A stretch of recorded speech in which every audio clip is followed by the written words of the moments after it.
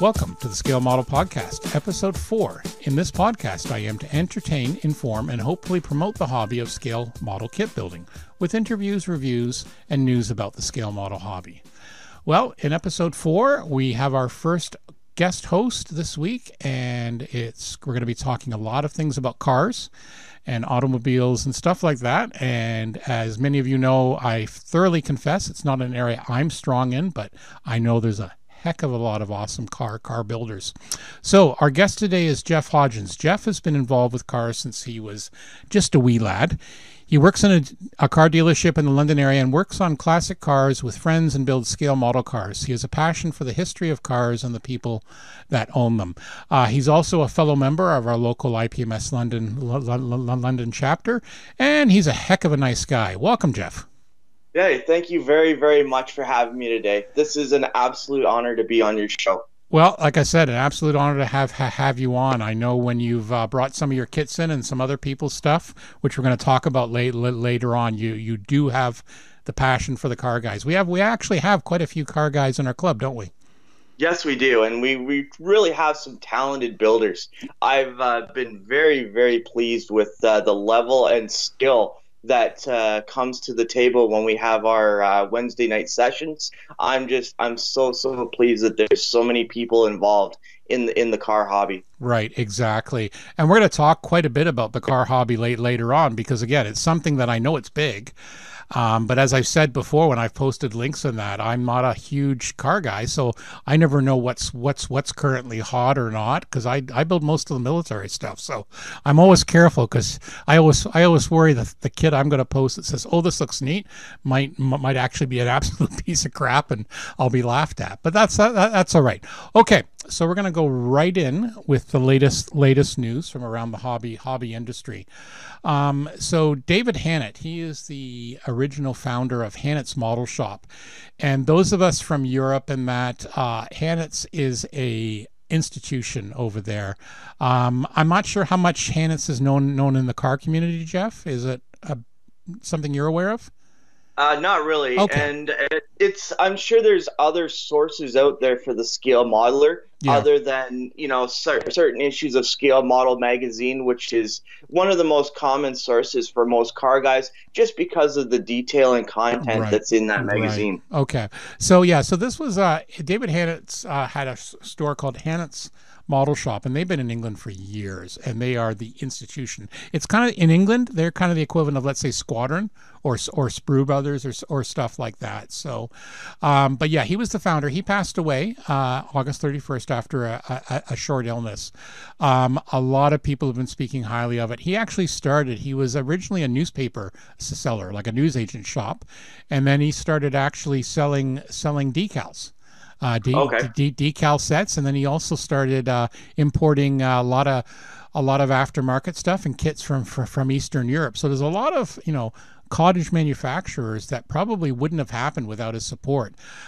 His site is amazing. It's always worth a look. I know they do car stuff as well, but they just have amazing stuff, both mail order and in the store. Their store used to be located right by the RAF Museum. It was great. You come out of the subway in London, England, and the store was right around the corner, on the way to the museum or on the way back. And I can't tell you the number of times I've gone in there and been very bad and ordered online. One thing I'd like to note, and again, especially being here in North America, a lot of times we just look at the North American cars, and we don't take into consideration that this is actually a worldwide hobby, that there's passionate car guys everywhere. And of course, over in Europe, it's going to be a whole different mindset of cars. Yes. It would be the same in Japan. It would be the same in anywhere in the world. Yep. There's passionate car guys out there. It's just a lot of it comes down to continental and where they are in the world. Yeah, that's one thing I've noticed as well. In Europe,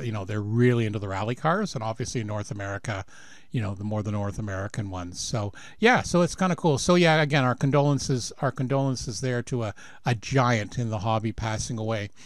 Moving on, Rodin. They've got a couple of new releases I noticed on their website. They've got an L-19 Bird Dog artillery spotter plane. This was in 1/48 scale. This was originally designed in the late 40s, but it was, they used it in Vietnam, the Korean War, stuff like that. So I know there's a lot of guys that like building this. The other one that looks really kind of neat is the 1/32 scale. It's a Cessna FTB 337G Lynx. I want to make sure I have enough threes there. It's based on the Cessna Skymaster, and yeah, this is again a military, reconnaissance, light ground support, stuff like that. It kind of reminds me of the Bronco in a sort of way. So very interesting looking kit, and again, I know some people out there are big fans of these sort of things, so that should make an interesting build as well. Okay, moving on, a couple other ones here, just make sure I've got everything in order. Trumpeter has some September releases. They include some boats, some military stuff. Mainly that's it from them this month. The three that in particular they're talking about is an M983 tractor with an X-band radar. So this thing looks like a giant. The front end looks like the cab is something you'd hook on a trailer to transport a tank, but instead it's got this large box and it's actually a built-in radar. So it's kind of a portable radar used to to detect incoming missiles, stuff like that. So 1/35 scale. This is gonna be a big boy. This is quite huge, quite a good sprue count. 580 plus parts, photo etch, 18 sprues, cabin tires, full drive train assembly complete with engine, transmission, differential housing, and suspension units. Main tires are hollow rubber with a very good tread pattern. Lots of clear parts, so that's going to be out fairly soon. Also, they have in the other realm of very big kits, or as I call it, where the hell do I put it? The Russian MiG-29C Fulcrum in 1/32 scale. Big Russian jet, looks like quite a few decal schemes. A heck of a lot of, like decals again till the cows come home. Because, one thing we find with modern ordnances, missiles and that, there's a lot of stencils on it. I'm just gonna say that. Yeah, we're just looking through the sprues here. Some nice photo etched, 570 parts, 27 sprues, looks really good. Again, if you're a MiG fan, you're probably gonna want this on your list. But again, I say, where the heck do you put it? That's, that's one thing I've always said about car guys and ship guys. They have it lucky because they tend to be long and narrow. So you can build, usually you can get away with building something a bit larger and you have room for it. But some of these aircraft coming out, and people have heard me talk about this before, where the hell do you put it? Now I know this podcast is today dealing with cars, but I really have to commend all of the shipbuilders, airplane builders, anybody that's into history, that loves naval airplane, anything like that. We're seeing some just beautiful builds show up in our club. And it's I really have to commend I have to commend our whole club. I mean, there's so many. We're so unique and diverse that way. And as you're talking about the planes and boats, there's been a lot of really beautiful builds show up. And as a car guy, it really gives me a great appreciation for how many great kits are out there and just how good these builders are. Exactly. And, and this is one thing I noticed too over the years. I remember years ago, there used to be a much more, it was kind of them versus us for some of the genres. Yep. And we really don't see that as much anymore. There is the respect for each other, and again, the thing I often hear is, how the heck did you do that without going nuts? And I know, I'll say that to the ship guys, or the car guys, and the car guys will say to me, how the hell did you mass that canopy or something without going nuts? It's all, it's all skill based. We truly do have a collaborative base in the club and just a lot of talent. And that's what and that's what we notice in the modeling community as well, worldwide, where the internet's helped that. Last but not least, HMS Rodney, 1/700 scale. British battleship. It helped sink the Bismarck. So this looks like a good waterline kit. Some really good stuff here. 320 parts, 12 sprues. some photo etch stuff in there, but we can, at some point I'm going to have a ship guy in and we can talk about, aftermarket for aircraft and ships often costing more than the original kit. Yeah, we'll talk about it at some point. But again, good looking kit, good looking release. I think that they'll have. Model collects. I found this one again. There seems to be a lot in the tank world. A lot of people are like the aircraft. A lot of people are into what's called the what ifs. So we have Luft 46 for the experimental aircraft during the war, with the stuff called paper panzers, and these are panzer designs the Germans did late in the war, and quite often they didn't come to fruition. But there's a lot of people that are into armor and they want to do this. So this company called Model Collect, and I've heard of them before. They actually do some fairly impressive. They're doing a whole line of B-52s and 1/72nd scale, again large. This one's an E-50 or Panther II kit. So this was a what if kit or a what if design. So yeah, kind of interesting. Again, I'm not into the history as much, so I'm sure there's people that can probably explain this much easier than I can. But it's basically the next generation of what they wanted to do for their Panther design. And actually, the model itself exists in the video game World of Tanks. So yeah, so they basically, it was only ever, if I recall, it was just a blueprint, and I think they built one test turret, and I still think you can see a turret in one of the, oh, here we go, yep, at the Bovington Tank Museum, which is always a good thing. So again, for those armor guys, I know they're going to be interested. Not a lot of details yet. They've just released the CAD drawings and stuff like that, so that'll be cool. I like the author here in the link from our good friends at Modeling News. We've lately seen that anytime there's an experimental tank, it seems like several manufacturers release them all at once.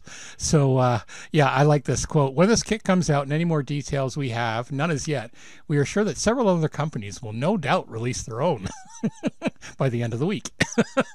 Nice. So yeah. Nice. Yeah, so that's kind of fun.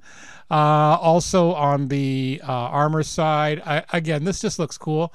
Tackums has released a 2-in-1, so this is a 35th scale flak Panzer based on the Panzer chassis. You have a choice of building either the one with 4 20mm guns and a very unique turret, which looks kind of cool, or you also get the parts to do the one with a 37mm gun. So again, it's kind of cool looking as well. Again, this was a paper Panzer. They did do a wooden mock-up, and the link I've provided has a lot of information about that. We don't have a firm release date yet. But again, I know there's guys that'll just be waiting on this with bated breath, shall we say. Okay, Hasegawa, announcements in August and September. A lot of interesting things from Hasegawa is the Japanese manufacturer. We've got it's a Japanese bomber, the P1Y1 Francis 1/72nd scale. Again, I don't build Japanese bombers, but it looks very, very good. I know it's got some popular stuff. They've got a UH-60 in service of the Japanese Air Force. Coming out, looks like it's a re-release with some new markings. Hasegawa produces a lot of aircraft with different markings. Now here's when we were talking before how about, particularly in the car world, you get a lot of diversity in different places. So here's one I think that'll be popular in Japan and Europe. This is a limited edition Toyota Celica Turbo full-wheel drive. It was the 1993 RAC Rally winner in 1/24 scale. 116 parts, some very nice decals on it. Also comes with etchings for buckles, etc. Materials nice. for seat belts and mat guard. 2 decals included. So yeah, the guy who placed first and the guy who placed sixth back in 1993. You know what? The rally car drivers, I still think they're the highest skill levels. Those guys are nuts because they literally go through blind. Sorry, go ahead. I'd like to chime in on this a little Please. Bit because I know the Toyota Celica. I have some friends that have some that have been restored and brought back to roadworthy condition. Yeah. And that's got to be one of the more exciting. I've actually seen some of these kits. They're very, very well done. Yep. Photo etch parts are beautiful. We're talking some very, very big detail here. Everything from roll cages all the way through to seat, as you say, seat belts, engine detail. Hmm. These kits are very nice. These Yeah. cars are incredibly well put together, and the model company should be proud of them. They did a nice job. Oh yeah, no, it looks absolutely gorgeous. Again, I'm not a big car guy, but I can appreciate, yeah. And I know I'm hanging out with a few forums, and there's a few guys that go between car and plane builds, and yeah, they're really into their rally cars. And again, as always, if you go to the website scalemodelpodcast.com, we'll have the show notes and we'll have a ton of links here. 72nd scale F-35, in service of the Japanese self-defense force. So this is the F-35A. So they've released, Hasegawa's released a 72nd version with those decal schemes. Looks really nice. And then and again, only in Japan.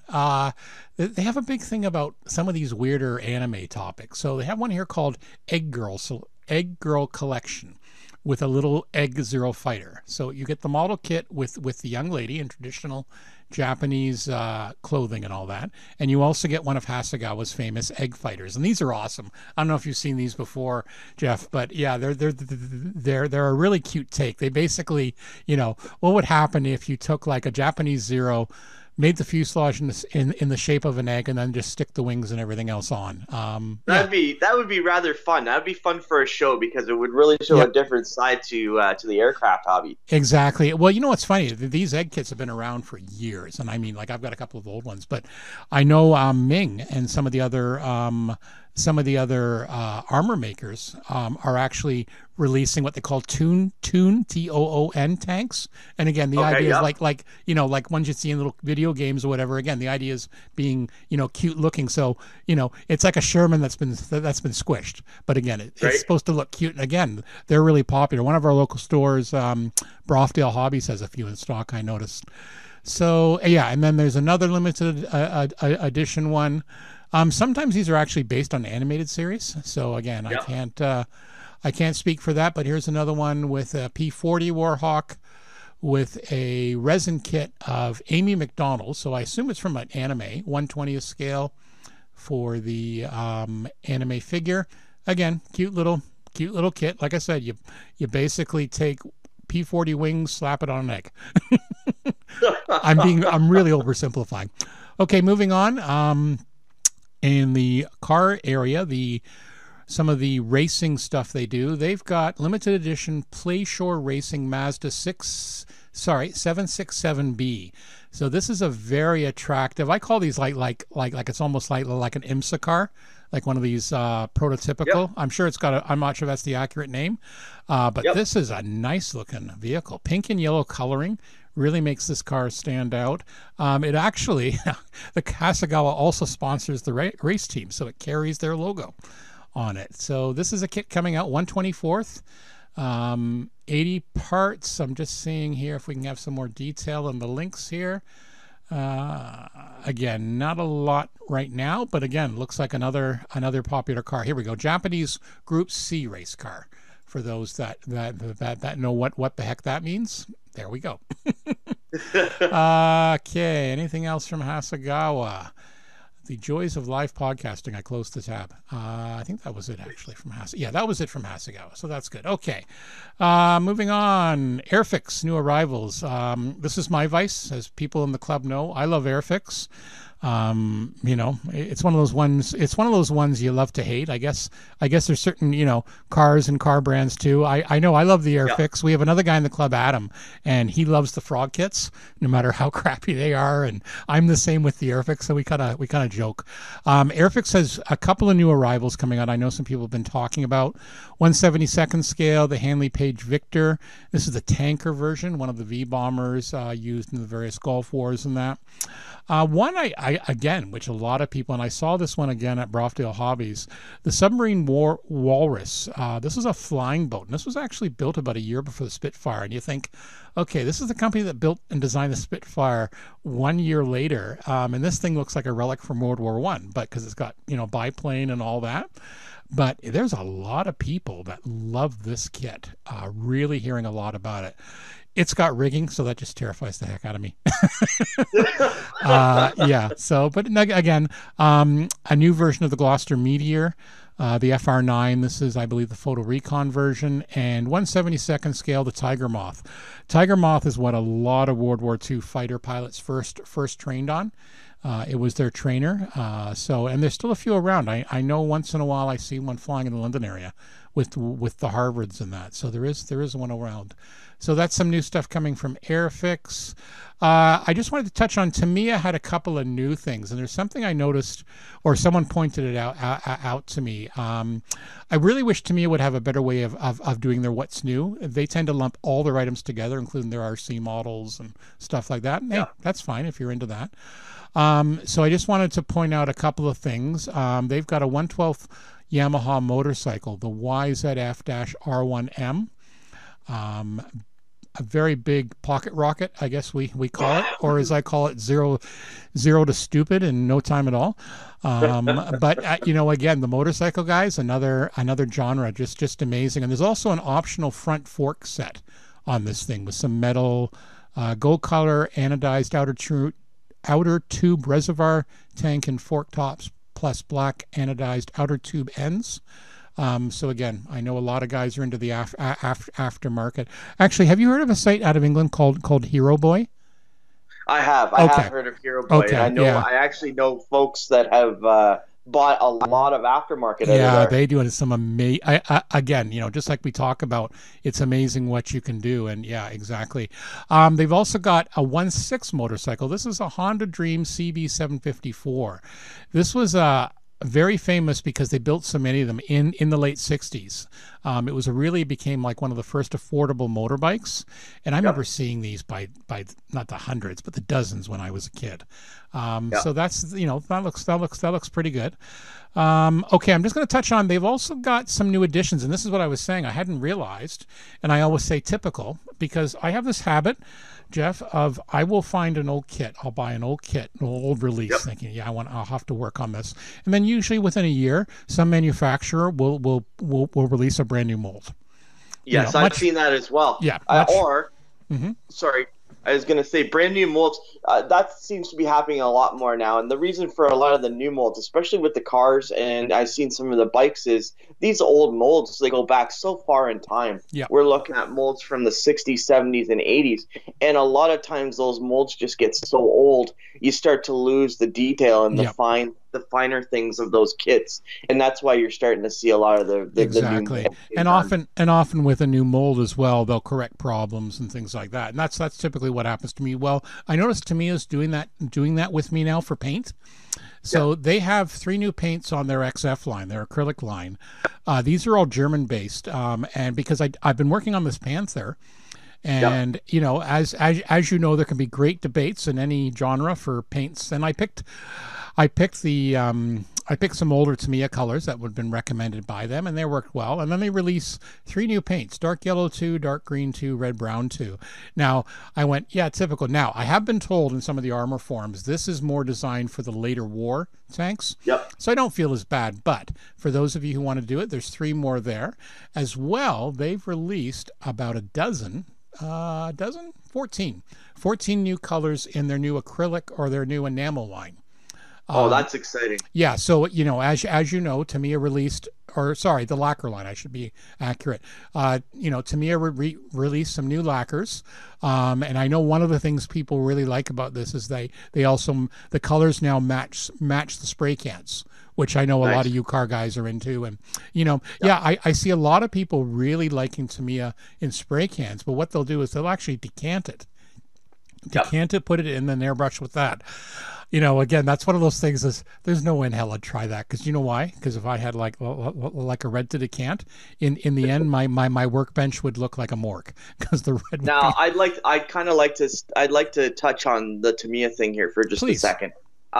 For myself as a car builder, I don't have an airbrush, so 99% of my work, 100% of my work is all done out of Tamiya spray cans. Right. And you can still, I personally believe, and one of these days I will learn how to airbrush, but I do personally believe that Tamiya makes the nicest paint product out there Yep. for scale modeling. Yep. Not only does it come out of the can nice, it lays down nice. You can use multiple layers of Tamiya paints, and it lays down all day. Exactly. It's such a nice product to Yeah. work with. Yeah. I use it. I not only use it for spraying cars. I'll hand paint with a little bit of the smaller jars. Yep. Interior work. I love the acrylics. I'm a big fan of the acrylics for car interiors. It makes them look more authentic. To me is that's the number one go-to for my collection. Yep. I don't think there's a better product on the market. Yeah, I love the product as well. I've been using it for years, and I think this is exactly why they came out with this line, because I think there was a lot of demand of guys, let's say, like when I did a Formula One Ferrari racing car a couple of years ago, and they have the matching color in a spray bomb, but they never had it in their acrylic line. Right. Where again, now if I wanted to, I could actually buy the lacquer.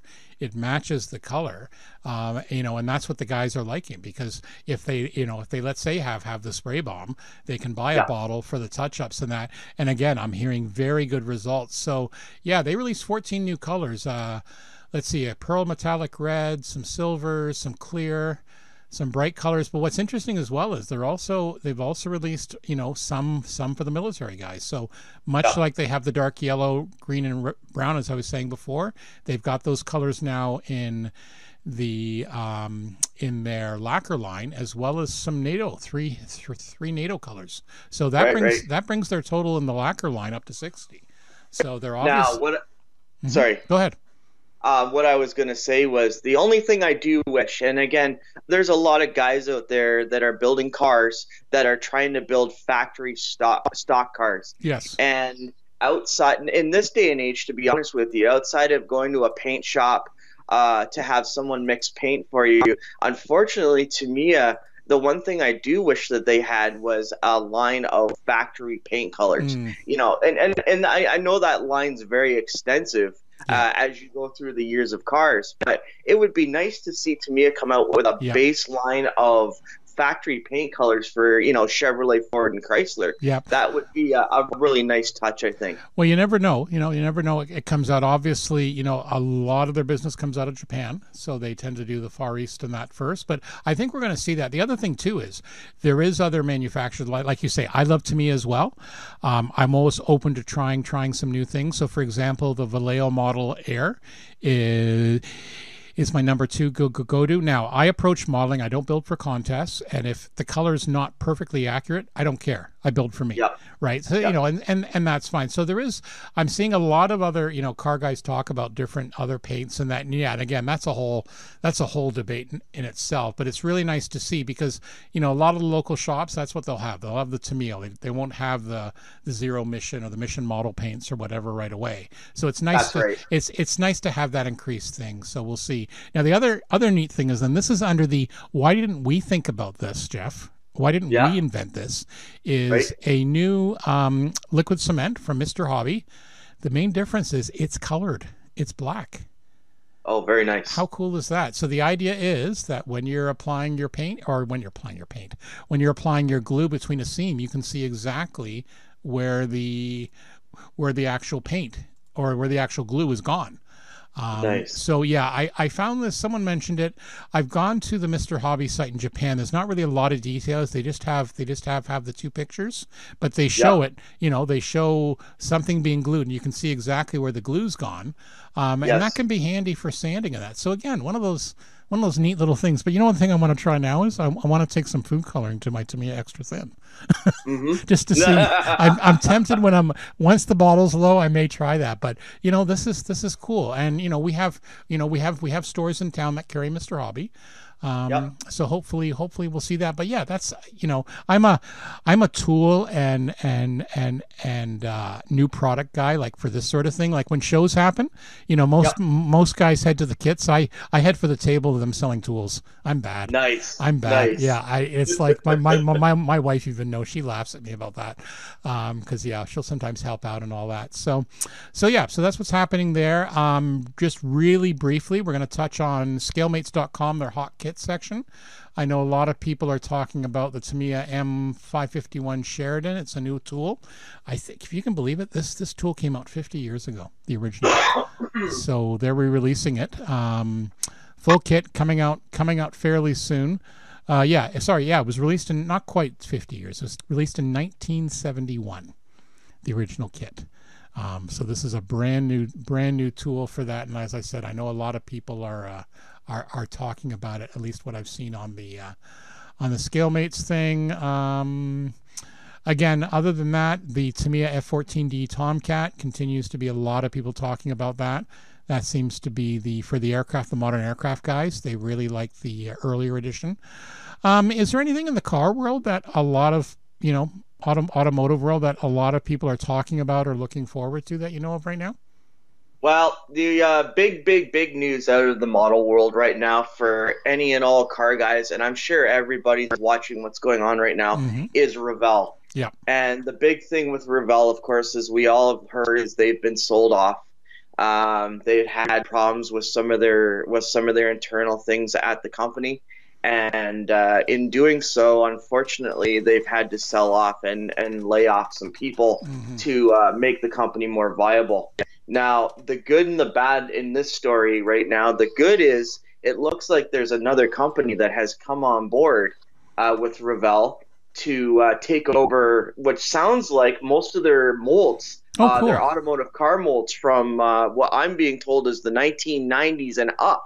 All right. So we're looking at, if I was to guess, probably a good 50, at least 50% or more of their molds at this point. So I'm really hearing some good things that either way, the car hobby is not going to die. Right. That people are going to be able to continue to build, and that there is going to be some new production coming down the line. Awesome. Now, as per new builds at this moment, I don't really follow AMT very much. I've been following Revell. I'm a big fan of their kits. Their car kits have always been nice. There is a few new kits that I will just mention here really quickly. Yes. On your podcast today that are out on the market right now. I'm just pulling those back up here. So number one, part number 854431, 1953 Chev Bel Air. This again, guys, this is from your March releases. This is a beautiful, beautiful car. I believe it's a restamp retool. From what I've seen and read so far on this car, it looks good. Nice clean lines, lots of chrome. It's a 3-in-1 kit, so you're going to have an opportunity to not only build it stock, you can do some mild custom work. I believe this one you could also build as a race car. Oh, that's cool. Another exciting piece that's just come out, and I have actually seen at our local hobby shop, these cars are available. It's a 125 scale 1994 Chevy Impala. Nice. It's part number 854480. Again, this looks like a brand new kit, guys, brand new tool. This is going to be another very nice, clean car. Anybody that gets into the late model, anybody that likes late model cars or has a car collection of late model cars is going to really enjoy that. And one other highlight that I'd like to bring up, and this is unfortunately, Revell had to use an old stamping, and I haven't purchased one of these cars, but the box art looks great, and that is kit number 854465, which is the 124 scale ZZ Top Eliminator car. Oh, sweet. Yes, it was. I mean, from its inception, the real car was absolutely gorgeous. ZZ Top used it in many of its music videos, and of course, Revell got on board and did a 124 scale version of it. That went back to, I would say, probably the late 80s, early 90s. Right. But sadly, from what I've seen from people that have opened the box, they've continued to use that old mold Right. and what's in the box is really, unfortunately, not that nice. Yeah, I'm And just I'm a hot rod guy. yeah. I'm a street Yeah, rod guy. I have a number of street rods in my collection, right. but unfortunately, the Eliminator will not be joining that. Yeah, I'm just looking here on ScaleMates, and are we talking the 124th version or the 132nd? Yeah, The the 124 124th. scale. Yeah, see, it's Yeah, 1985, and yeah, then yeah, the only thing they've done is yeah, as you said, they re-released it in 2017, and it's yes. just it's basically brand new decals. That's That's basically it. it. That's Yeah, it. yeah. It's the same old, same stampings, Yeah, unfortunately. yeah. But you know what? You know, again, it's yeah. Those of us a certain age remember this car very well from all those music videos and how it could fit all three of those rather attractive young ladies in it. Yes, it was an absolutely beautiful car, Yep. and still one of my favorite street rods to Yeah. this day. I'm wondering. I kind of recall seeing it or seeing one in the flesh, whether it was a remake or something at one of the you remember at the Western Fair here in London, we'd have the Autoramas every year. Do you remember Yeah. if there was ever one there? I'm trying to remember. I'm sure I've seen it. I've been going to Autorama since I was a little boy, and that was, the late 70s, early Yeah. 80s. Yeah. I don't personally Okay. recollect seeing the car. It may have been there, Yeah, but I'm not just sure. I may have seen it somewhere else, but I do remember at some point seeing either it or a remake in the flesh, and it was pretty sweet looking. Exactly. well, just a quick backstory on that Yeah. car, outside of the fact that it was built for ZZ Top by the band for their music videos.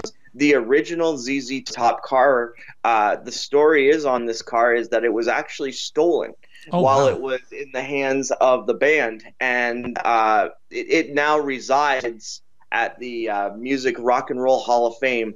But a lot of questions are out there as to if it's the real car or Oh if it's wow. actually a clone that's sitting there. See, So, see, the stories everywhere. This is what I love about this hobby. and Exactly. that's what I love about cars. Every time you turn a corner or you learn something about cars, there's always a Yeah, backstory. exactly. Okay, so that's it for the news highlights. Okay, moving on now to our feature presentation. Feature movie? No, you're not starring in a movie. We're gonna talk. We're gonna talk here with Jeff. We could try that. I don't know how far we're gonna get though. I don't know. I'm a pretty bad actor. Although my wife says I BS a lot, so that's fine. Anyway, Jeff, we're going to talk about all things auto modeling. And as I was saying at the beginning of the show, it's an area that I don't do a lot of. I have built a few kits. Those of you that follow my personal build blog at blackfire.ca will know all about my adventures with the Franken Porsche, as I call it, when I didn't quite follow the build sequence and had to do some surgery on it. But in the end, it was cool. And I think car modeling is something that everyone does at some point. You look at as you say, the Revell, the Monogram. Over the years, a lot of people are into it because it's an area of the hobby where unlike military stuff and sci-fi, it's something you can actually very easily go and see the real thing. You can go see the Agreed. Yeah, you can see the Trans Am, and then you can go build a model. As an aside, I bet there's a lot of, what is it, 1979 black Trans Ams being sold Oh, right now. I'm sure there's plenty out there. Yep. But I'll tell you what's most interesting about the car hobby, Stuart, Okay, please do. is the number of people, whether I go to car shows, whether I go to swap meets, whether I run into friends, wherever I go, it's always a lot of people know that I build scale model cars. And the first thing I get from a lot of people is, oh, I remember way back when I was a youngster, that's what I used to do. I used to Awesome. sit at my kitchen table and I used to build cars. And I get a lot of people coming to me today and going, I never really thought about redoing that hobby or getting back into it. But after seeing your collection, a lot of people, the light sort of goes on in their head, whether it's just to remember what they did when they were younger, or to Right. go, hey, this might just be a really fun hobby to get back into. That's awesome. And I see that a lot. I find, people, we can have the great debate about is the hobby dying, and it's not. It's just changed a lot. People, you get a lot of people griping about, oh, the kids aren't into it. They're into their screens. They're into the video games. It's like everything else in life. I think it's just adjusted. You still have some kids building. We have a couple in our club that do, and they come out. But I think as well, you've got a lot of cases where, people built when they were kids of a certain age, and then they hit high school and college, and we like to joke, discover girls and cars. Yep. The real cars and the real girls. And then what tends to happen is they end up having a family, settle down a bit, they have some time and some disposable income, and they're getting back in the hobby. And as you say, I agree. That's I'm seeing a lot of that. We're seeing a lot of new releases. As you say, it tends to be a continental wide thing, but even though with the challenges, we talked about Ravel's issues, I still think there's still going to be, the hobby's still active and things like that. What's your opinion, particularly on the car side? Okay, my opinion, I have a very strong opinion. And again, that's just because I'm so heavily involved with cars in my life. Mm-hmm. Number one, the first thing that I keep hearing, and I've heard it so much in the last little while, is the hobby's dying. Well, I will stand up and I will tell you that the hobby is far from dying.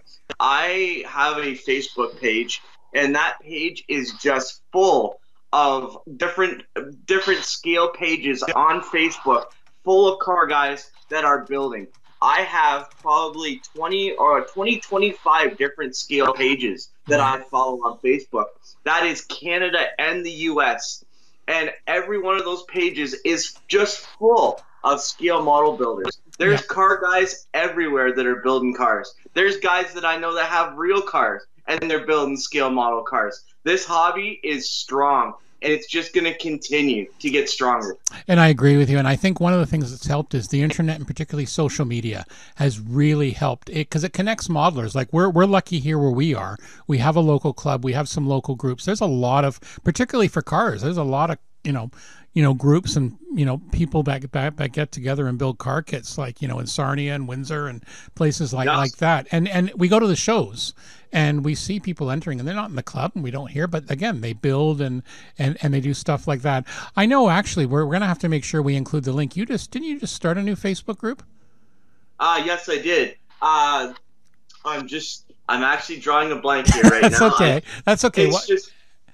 I have to find the link again Murphy's for that. Law. But I No, believe that's all right. it's classics. Yes, classics in scale. Okay, so what we'll do is we'll make sure we include the link on that in the show notes, because again, I joined that group fairly early. You sent out an invite, and again, I often say to people, whether you build ships or planes or whatever, it's often worth following some of these other groups because, it's amazing. As you say, I look at the work coming out there, and it just blows me away of the skill sets and stuff like that. And you're already getting quite a good following there already. Yeah. And what I've noticed on a lot of these web pages, and it's kind of the downside to a lot of them, is the first thing is, there's always a welcome at the start of these pages, but it's all the things you can't do in a club, all the things you can't, you can't curse people, you can't sell cars, you can't blah, blah, blah, blah, blah. My page is not about that. My page is about the passion for the hobby.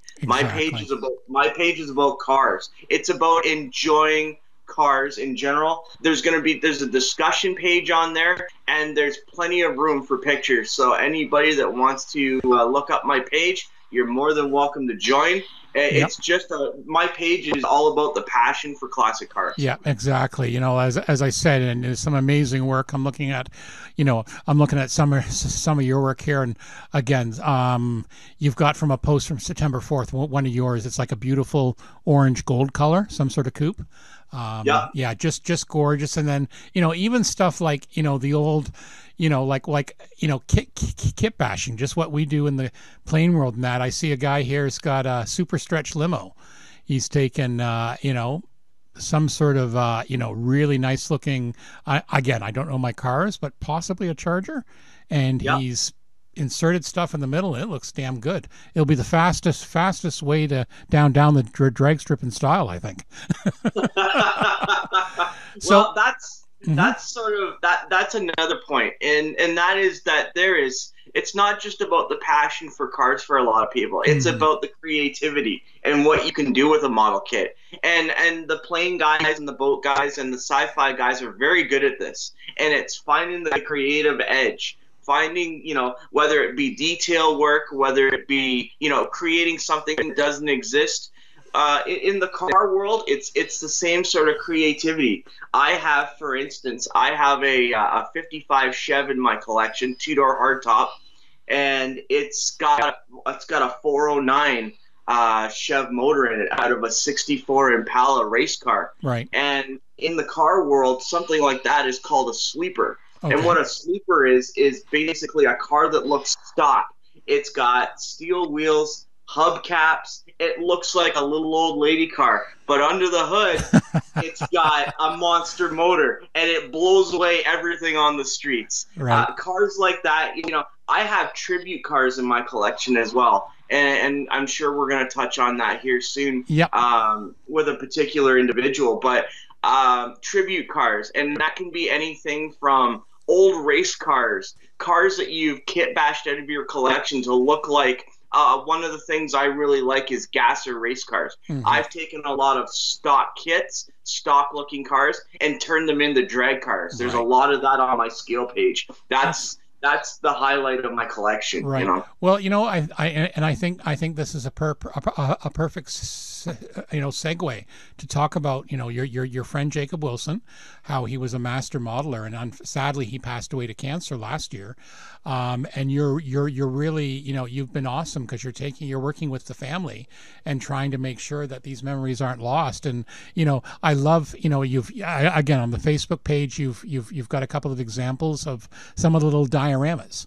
People don't think about when people think dioramas, they think armor. They don't often think automotive. And I'm looking at the one here of the gas station with 3 cars and one being repaired. There's a hot rod, someone underneath and stuff like that. So why don't we talk a bit about your friend Jacob, because I know one of the things I always was really good is that you came to the club with some of his kits, and you were talking about this, and I see the passion you have. So yeah, go ahead. I'm going to turn you loose here.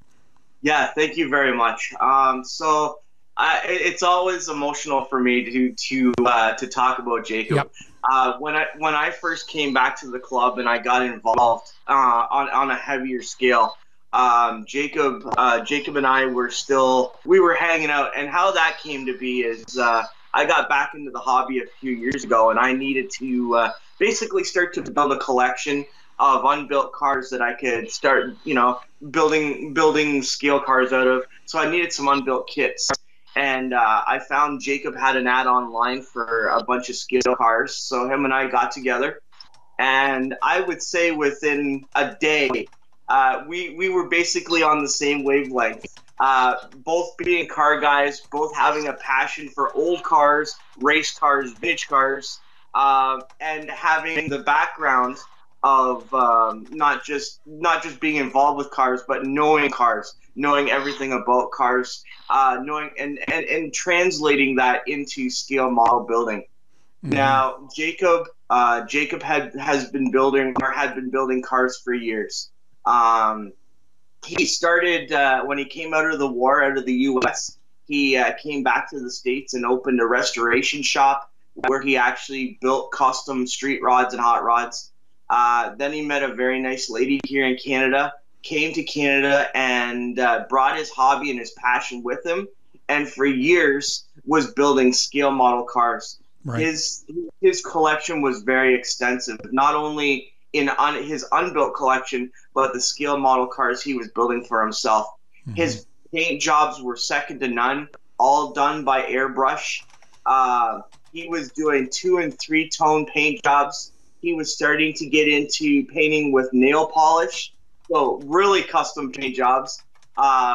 He was chopping and channeling cars, which basically for street rods was like narrowing them and stretching them out. He was building custom engines. He loved custom aftermarket car parts for scale. Right. And like I say, the great part about that for us was we both had something in common that we were able to hold on to that friendship and make it last. But as you say, sadly he passed away from cancer, and that sort of left me in a hole. I didn't have that friend anymore to go in and learn from, and so I found coming back to the IPMS London was a real treat for me, because now I was amongst other scale model builders again, and the first thing I did was I brought out some of Jacob's cars, Yeah. And I remember that night standing up in front of everybody, almost in tears, Hmm. trying to tell everybody about Jacob's cars. And that was just because we had gained such a friendship, such a respect Right. for each other, and to bring his cars out and to show everybody his work. That was the emotional part for me, was to really just to share his story. Yeah, and and you did, and you shared it with such passion. And again, this is a thing I often say is there's an often time is we say the hobby's not dying, but I'll say the medium age is definitely getting older. And just like guys who served in the war and that, you've got people that have unique talents, and we need to make sure we preserve these stories. Like I'm just as you were talking there, I was just doing another quick search, and I know from 2016 from the Group 25 show in Toronto, he's got two of his he won second and third.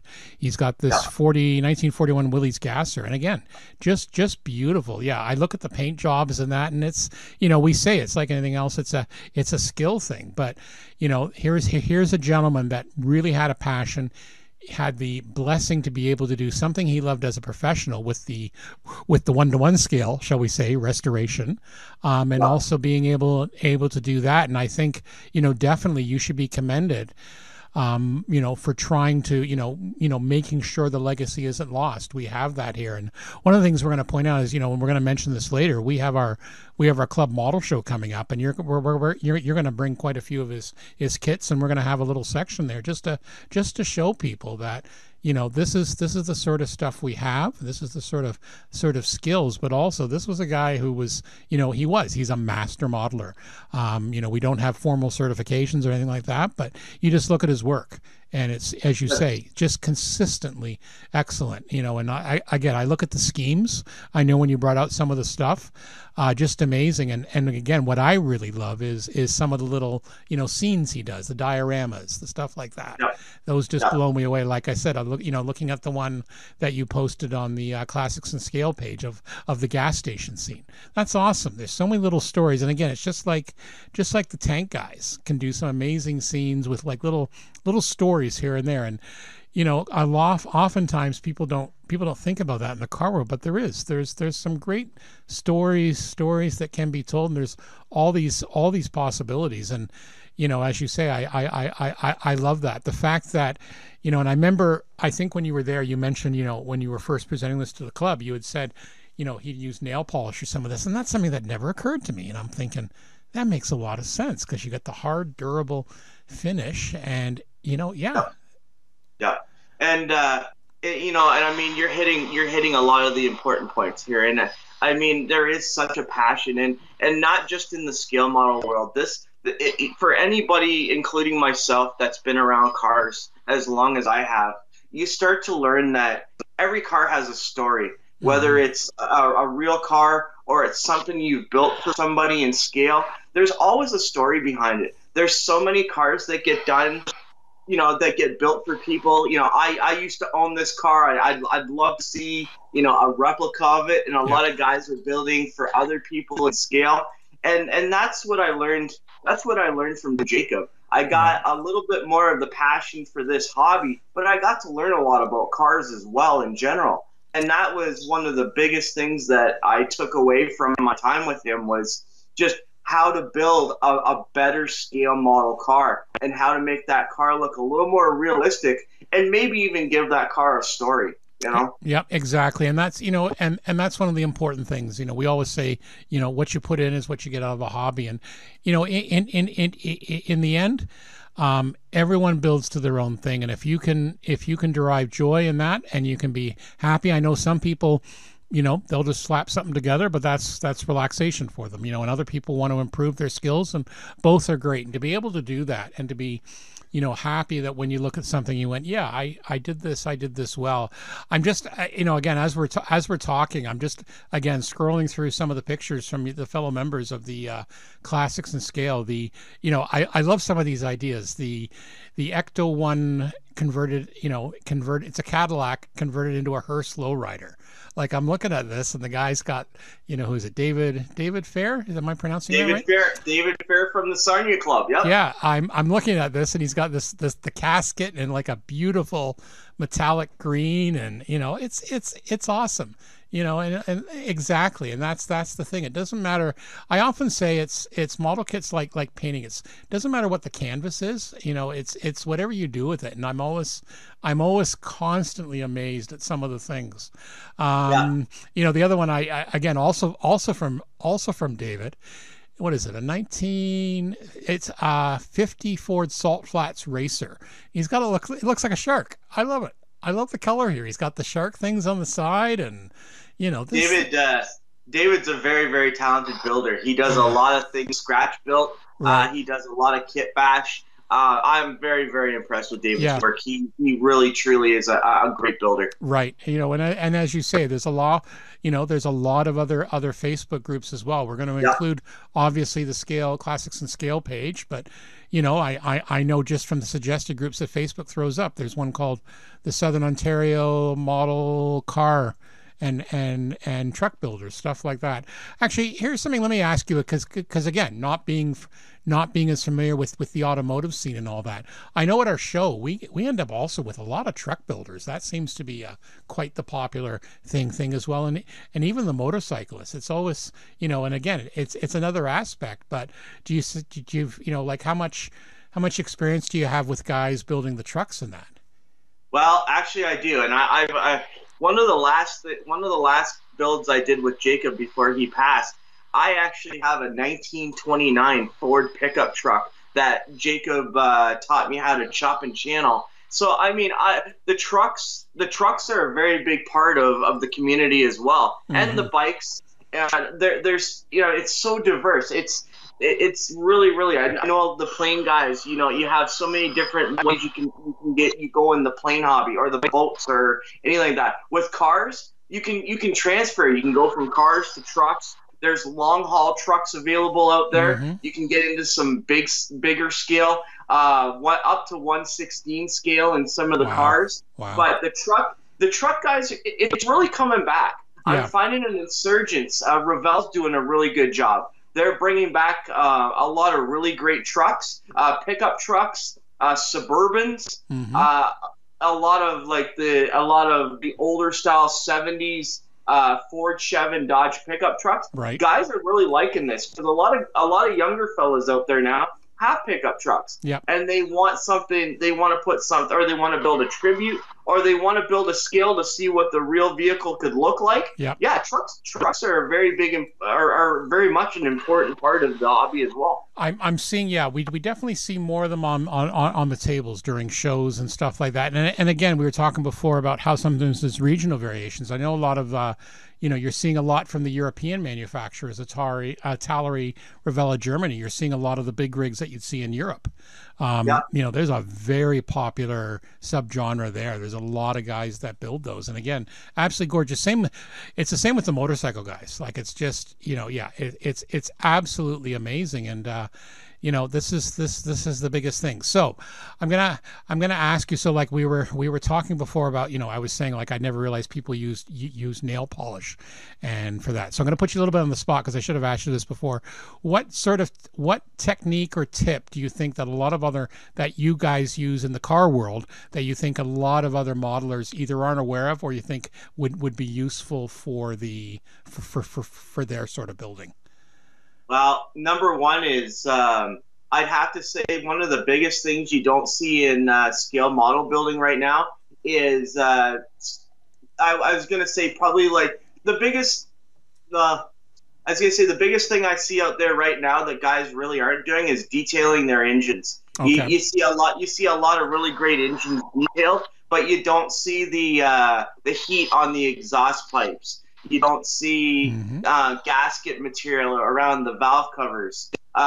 There's just a lot of detailing things that I found working with Jacob that were a real help when it comes to detail. Using as much detail on a street rod that's stretched. If you have a huge engine compartment, You want to make sure you get, your hoses. You want to make sure all your hoses and your wiring and your detailing looks as good as possible. One thing that I'd like to share actually is one of the things I do on my cars is I actually put brake lines in. I put fuel lines in.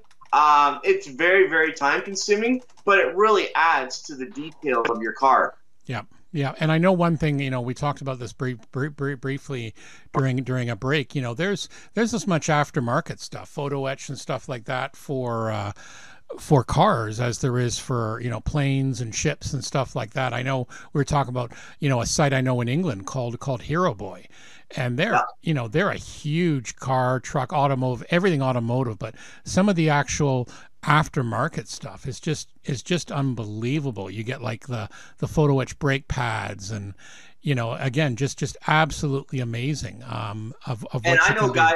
I know guys that don't even bother with photo etch because there is so many good aftermarket suppliers out there. Yep. There's everything from engines, interior options, chassis, full race car chassis. Right. I have seen some really, really unique stuff out there. Some of the stamped engines, everyone's getting into.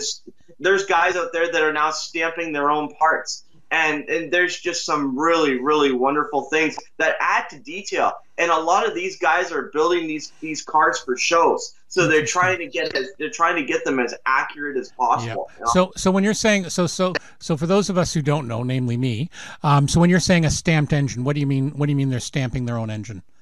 So basically, they're making their own mold. Oh, okay, cool. Like you would get out of a box, out of a scale model box. Right. Okay. These guys are actually going out. Some of these guys now are good enough, and they're actually making their own molds. Right. Okay. So yeah, we see that in the model railway world a lot, and yeah, you know what? There's a lot of cottage industries thanks to 3D printing and stuff like that. I want to do a separate show just on that because again, yeah, it's the cottage industries and that. Yeah, if you do something really well, and you want to be able to do it, there's a demand there. Again, thanks to the internet, they certainly can provide that. So that's awesome. Okay, so that is a good introduction. I have learned a ton today about cars and stuff like that. And as I say, we're going to be putting we're going to be putting links into the Facebook pages and stuff like that in the show notes. And I've asked my apologies. I've asked Jeff if he ever comes across something that he thinks the car guy should know, because I fully confess I'm not as much into it. He's going to let me know, and we're going to make sure we include that on the show. So that's correct. You are my go-to car guy, and we're going to have you back and stuff like that. So that's great. All right, we're going to continue on here. So what's on the bench currently?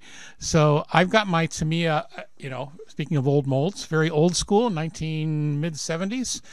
Panther A I've been building. It's a very basic kit. And again, it's one of these ones I'm sure there's 1,001 little inaccuracies the rivet counters would scream about, but I don't care.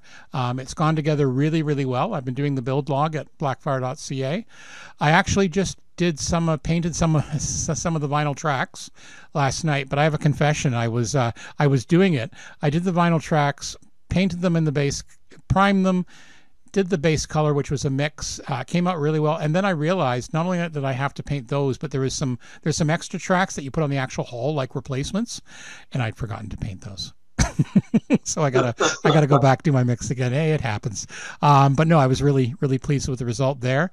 I try to only have one or two kits on the bench at a time. I try and be good. So the next one I'm probably going to work on is the Hasegawa. It's an older kit, 1/72nd scale F18 Hornet. There is a Canadian option in this one, so I might build it as a CF18. We'll see. It's an old school one. I've still got in my shelf of doom, I've got the Hasegawa 1/72nd scale Lancaster. Just haven't had the mojo on that now. So let me ask you, how many kits do you tend to have? Are you one of these guys that tend to have only a couple on the go, or do you have like 50 on different places, all in various stages? No, sir. I actually build one car at a time. Attaboy. I know that might sound surprising considering I have 40 cars in my collection, but I take my time with my cars. Yep. I'm not a guy to rush through. I have cars that have taken everywhere from 6 months to almost a year to complete. I don't rush. Right. Currently on my bench, Yeah. and it's sort of been an ongoing project, and it won't get done probably till sometime in the next year. I have a 1956 Chevrolet Nomad that started out as just a stock Revell kit, basically a California Wheels edition car, and I'm turning that into a full-out drag car. Nice. Um, as I've said already in the podcast, I'm a big fan of drag racing, Mm. vintage drag racing, and Yep. everything that has to go with it. And the drag cars are the highlight of my collection. So this '56 Nomad will be a fine addition. Okay. What else? What else have you got? I think you got a couple other ones. You got some Corvette pace cars you're working on. Yeah, I have a pair of. I picked up a collection of almost 50 Corvettes, unbuilt, like an unbuilt collection of almost 50 Corvettes back in March. And as part of purchasing that collection, I made a pact with the existing owner or the previous owner that I would build him a couple cars. And these two cars are actually tribute cars. His dad had a pair of '78 Corvette pace cars in the real world, Sweet. and he just wanted some memories. So I'm in the midst of, and again, they're not a huge rush. They're sort of on the back burner right Right. now, Right. but they will eventually be done. I remember being a kid and going past Central Chevrolets, and they had one of these out in the front lot as a demo, and just beautiful looking car. They were gorgeous, and they were a low number production car. Yep. Chevrolet in 1978. Chevrolet actually paced the Indy 500. Yep. And Corvette got its opportunity to shine. Yep. And do the first couple laps with all the Indy cars. Yep. Yeah. And the pace scheme again. That's the one we've highlighted in the show notes. The box art was just gorgeous. I remember seeing that one. Okay, and then you also had some great news. You told me today. You're actually being Yes. asked to build a replica of a vehicle that you really like. Yes. This is the exciting news, and I'm ready. I can't believe I'm going to share this with everybody. I'm just going to take this back about 3 weeks. Yes. So one of the local car clubs here in town held a big drag racing weekend down in St. Thomas at the Strip for basically it was like a kickback to vintage drag racing. Right. And they invited cars from all over Canada, U.S., and one of the cars that showed up was actually a kit that I have in my collection known as the Wild Child, 1965 Ford Falcon drag car. The great thing about these cars was there was only ever 7 produced. Wow. With the SOHC single overhead cam racing engine. And the car still exists to this day. It was, and what makes it super exciting was this car was originally built and driven here in London. Rankin Ford, which is on the rear quarter, painted on the rear quarter of this car. Rankin Ford is actually Highbury Ford here in London. So that car got a very, very exciting start right here in the Forest City. Right, and I know, and so you've actually been invited by the owner of this car. He wants you to build. He wants you to build a kit because I know when you were down there, I know you posted on your social media that how exciting it was for you to not only see the car, meet the guy. This is to me like the equivalent of seeing a Battle of Britain Spitfire and being able to sit in it and that. And so yeah, that's going to be really awesome for you. So that we're looking forward to keep up. And that's Joe German. Yeah, I'd like to just fill that in a little bit. Yeah, please. So basically, we got down to the racetrack, and Joe Germain is the current owner. They're out of Maine in New York. And I got down there early on the Sunday morning, and I got to meet him right away. I got some really, really great film footage of him bringing the car out of the trailer. The car wasn't being raced that day. It was just a static display. Right. But once he had the car parked for the day, I got to spend some time with him. Talk history on the car. I got to learn a little bit more about the vehicle. Got some great pictures with him in the car. Nice. He's a very, very nice man. and he really, really treated me well that day. I didn't think I was going to get. I kind of felt like VIP access. Awesome. He really, really did spend some great time. He signed my model kit for me, Cool. and I can't thank him enough for the information and the time we spent. I was so excited to meet this man. Well, And what's actually happened is within the last week, he has come forward and asked me to build a scale replica of the real car. Now, the Wild Child lives at a museum in Maine called the Owlhead Transportation Museum, and they have a specific display in that museum of famous race cars. It's sort of a trip back in the history of racing, and as part of that display, the Wild Child lives there. awesome. So what's been asked of me is that I build this car for him, and it will end up going up to Maine to the museum, and it will actually get put on display with the real car. Oh, that's, and what more can you ask? That's awesome. But you know what I always notice? You were saying, you're treated like a VIP, but I find, the good folks, the stuff these are the people that they give back. They give back when they can, and this is what I find in the hobby. Everyone's always willing, the good guys, and we should say girls too. I shouldn't be like that, because I know there's some ladies that build some amazing stuff as well. But the people involved, people give back, people want to support each other, having the hobby. And so again, in the show notes, I guess the current owner, he owns this company called American Workspace. Well, he's got a whole webpage with pictures and history and just amazing. I never knew about the link Rankin was Highbury Ford, so that's kind of cool. I didn't know.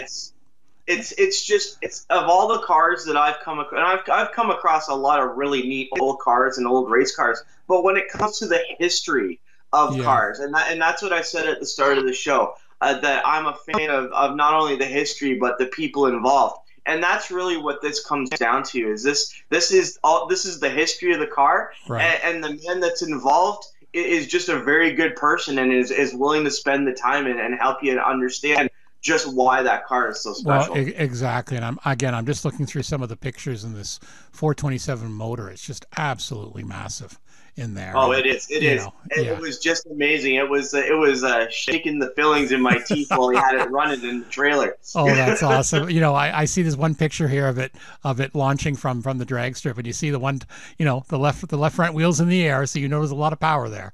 So that's going to be awesome. And definitely keep us informed there, and keep us up to date with the pictures and that. So that's going to be really, really awesome. So this is pretty special for me. I've done some builds for people already, and it's really hit home that people do appreciate my work.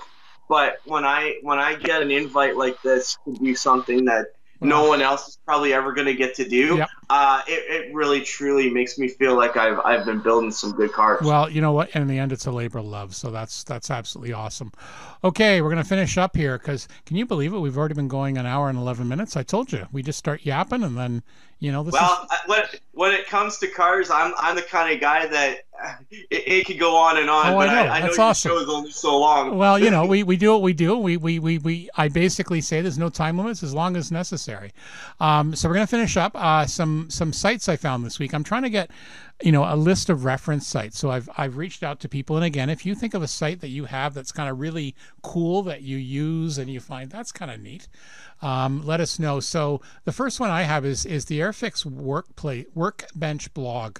This is their site and their blog where Airfix will often talk about new releases and things like that. But what's kind of neat is they often do history behind it. So I mentioned about the Supermarine Walrus being reissued in 1/48 scale. Well, there's a whole little background here. And they talk about it and all that. So I just find that, I find that really neat, and it's nice when a company does that. Another one I found, and it's similar to Stashmates, which I know I mentioned to you today during the break, Jeff, and I apologize in advance for being a time sink. This one might be as well for you. This is called Ludwig's Modelers Library. I remember hearing about this years ago. This site currently has 13,073 scanned instructions. Oh wow. for kits. So again, he's got a list of all kits. So I was just, looking before. So like kits by item number, list sorted by kit name. If you don't know, if you buy a kit, particularly, as we say in the car world too, you get oftentimes a lot of open boxes. Maybe the instructions are missing. So just for the heck of it, I looked up AMT. And I went to the 125th section, and yeah, like there's a ton of stuff, like 125th Ford Galaxy convertible, 1963, 3-in-1 customizing kit, and you can download and zip the instructions, stuff like that. So yeah, it looks pretty impressive. So definitely something to check out. I know I remember seeing the site years ago. He's got some reviews. Oh, now this is kind of cool. How often do you remember getting the catalogs when you were a kid, the manufacturers and that? Well, it looks like he's got some catalogs here. Nice. Revell 1958. How cool would that be, right? Aurora, stuff like that. So yeah, definitely. Go ahead. You'd be amazed, Stuart, how many people will buy that just as a collectible piece. Oh, I know. A lot of guys have older scale models, and that's all they do. They don't build cars. They just collect unbuilt kits. Oh, I know. And things like that can go, old magazines like that can go a long way in a collection. Oh, yeah, and that's the thing we have to keep in mind. I know there's always the debate with people, oh, are you going to build it or aren't you, and all that. And we really have to realize sometimes for some people it is two different hobbies. There's the building hobby and the collecting hobby. Yeah, I just happened to open a link from the 1977 catalog. This is bringing back some memories. How about the rubber duck VW van? Even had two little surfboards on top. Oh yeah, you're working on some of these. You're gonna go, God, I remember that. Well, we're also saying we should also point out, that we were talking before the break. Sales of black Trans Ams are going to go through the roof following the unfortunate news about Burt Reynolds' death. I know. Those of you at a certain age, we all grew up watching Smokey and the Bandit, and we all wanted that Trans Am. So, yeah, it's actually really funny because I had a few pieces of my collection for sale, a couple of my unbuilt cars, and I just had a Trans Am sitting here, a 1/16 scale. Oh wow! And sadly, yes, Burt Reynolds has passed away, but it took maybe another 4 or 5 hours. And that Firebird that I had for sale for a few months sold instantly. Yeah, exactly. And you tend to see that. And then we're also going to, of course, point out your Classics and Scale Facebook group. So I put a link there. We've talked about it. Definitely worth checking out. Okay, upcoming events. Of course, we've talked about this already. The London Scale Model Show, September 22nd in beautiful London, Ontario at Carling Heights Arena. If you want to come and see the ugly mugs behind the voice, you can come and see both of us. We'll both be there. It's actually a really good show. We really have a lot of fun. There's a few other shows in the area coming up. I'm actually going to put those in the next episode. I just haven't had time to fully collate them. But yeah, definitely we have show notes there. Check that out. And we're gonna follow up with as we were talking about in the modeling community. Everyone likes to help other people, so there's actually a lot of resources on the internet, and that includes podcasts. So there's actually a group of guys in Australia called the On the Bench podcast, and they've been going about 30 shows in the last year. They're really doing well. These guys, they cover all aspects of the hobby. Several of them are really into the ships, the 1700, the 1350th. So you hear a lot about photo etch and that, but they cover all topics. Again, a group of 4 guys, so it tends to bounce back and forth. But I just want to give a shout out to them as well. They did that to me. Definitely another podcast worth checking out. Okay, is there anything else you want to sum up with, Jeff? Yeah, actually, well, as we're giving shout-outs, let's give a quick shout-out here to some of the other Ontario scale model clubs. Okay. I'd just like to welcome everybody that's going to be coming out to the show here on the 22nd. It's going to be a great day. We're going to have our club out there in full force. I'll be around. I'm looking forward to meeting a lot of the other scale model members from a lot of the other clubs. Right. I'm hearing Sonia's coming out in full force. Awesome. I hear some of the guys from Toronto have been promoting for us really big. Good. And I just want to say thank you to those clubs and those members. Yeah. And we really look forward to hosting you here in London. Yeah. Yeah, we always have it's always a good time. We do it every 2 years. It's always a lot of work, but it's always a good time. And yeah, everyone has a lot of fun. I'm going to be there. The Scale Model podcast will be there. I'm going to be trying to get some interviews with people. We'll do some video content. I'm going to be doing it for the club site as well as for this website. So we're hoping to get some other interviews as well. We'll definitely get some pictures and video of your display you're doing for Jacob.